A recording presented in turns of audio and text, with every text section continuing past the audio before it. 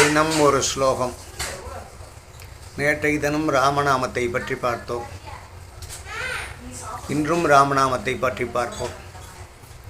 ஸ்ரீராம ராம ராமேதி ரமே ராமே மனோரமே சகஸ்ரநாம தத்துல்யம் ராமநாமவரானனே. விஷ்ணு சகஸ்ரநாமத்தில் ரொம்பவும் உயர்வாக சொல்லப்பட்ட இடம் இந்த இடம்.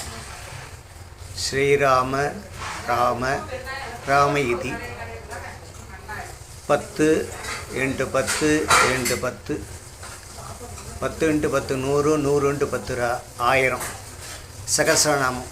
இந்த ஒரு ஸ்லோகத்தை சொன்னால் சகஸ்ரநாமம் சொன்ன பலன் கிடைக்கிறது.